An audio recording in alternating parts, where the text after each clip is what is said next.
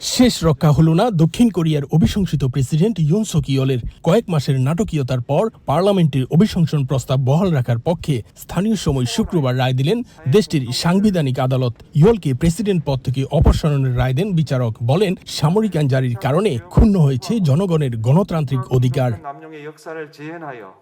সাংবিধানিক আদালতে বিচারের শুনানিতে ৮ জন আইনজীবীর মধ্যে সবাই ইয়নের অভিশংসনের পক্ষে রায় দেন। ইয়নের বিপক্ষে রায় হওয়ায় উচ্ছ্বাসে ফেটে পড়েন লাখো মানুষ। একে অপরকে জড়িয়ে ধরে আনন্দ প্রকাশ করেন তারা। অন্যদিকে কান্নায় ভেঙে পড়েন তার সমর্থকরা।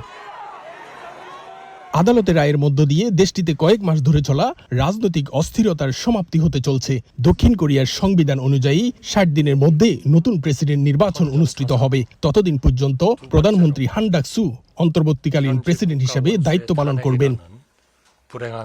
মার্শাল ল ছাড়াও ইয়নের বিরুদ্ধে একাধিক অভিযোগের প্রমাণ পাওয়া গেছে। কোরিয়ার আইন অনুযায়ী সামরিক আইন অভিযোগে অভিযুক্ত ব্যক্তিরা, বিশেষ করে এর পেছনে যারা নেতৃত্ব দিয়েছেন, তাদের মৃত্যুদণ্ড কিংবা যাবজ্জীবন কারাদণ্ড হতে পারে।